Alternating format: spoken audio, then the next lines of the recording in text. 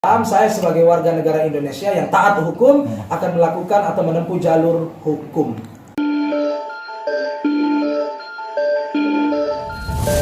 Kita baru mau melaporkan. Kita mau melaporkan terkait dugaan penghinaan, penistaan terhadap Al-Habib Muhammad Rizik Syihab yang dilakukan oleh saudari Nikita Mirzani. Jadi kita mau melaporkan, insya Allah. Seperti itu. Nah, seperti apa, Bang? Sudah apa belum? Belum. Baru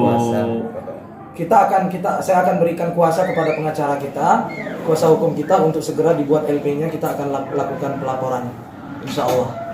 Tapi laporannya terkait tentang apa, Bang? Ya, kita ada unsur-unsur, diduga kuat adanya unsur-unsur penghinaan, penistaan di sana dan perusakan nama baik. Maka kita akan laporkan sesuai undang-undang yang berlaku.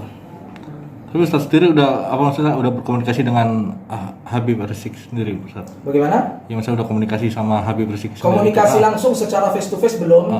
Belum. Tapi ini laporan nggak ada kaitannya dengan saya ketemu dengan Habib Rizik, nggak ada. Jadi saya sebagai umat Islam, saya sebagai warga negara Indonesia yang taat hukum akan melakukan atau menempuh jalur hukum.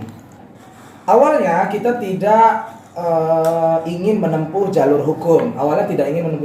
Kenapa? Karena kita menghimbau kepada saudari Nikita Mirzani untuk melakukan atau mempublikasikan permohonan maaf, permintaan maaf secara terbuka di ruang publik, ya, atas perbuatannya atau tindakannya yang diduga kuat telah melakukan penistaan dan penghinaan kepada Habib Rizik Syihab secara terbuka, disengaja, seperti itu.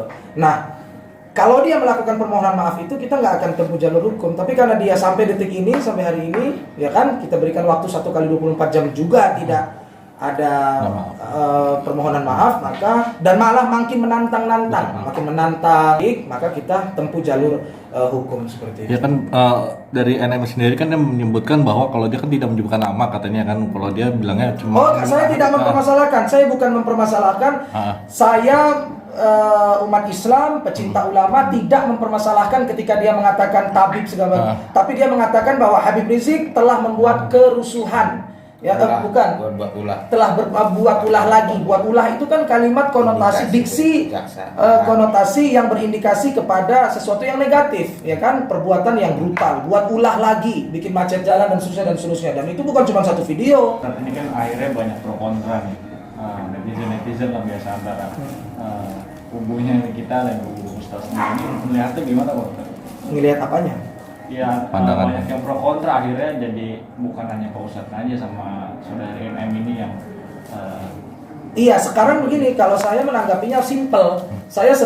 Proses yang saya sedang tempuh adalah membela seorang sosok ulama, seorang tokoh agama, seorang tokoh masyarakat. Nah, adapun nanti netizen atau di sosial media publik mau membela dia dan seterusnya aja, jadi nggak, it's okay, no problem. Yang ada pro kontra itu biasa dalam dinamika kehidupan sosial, itu biasa.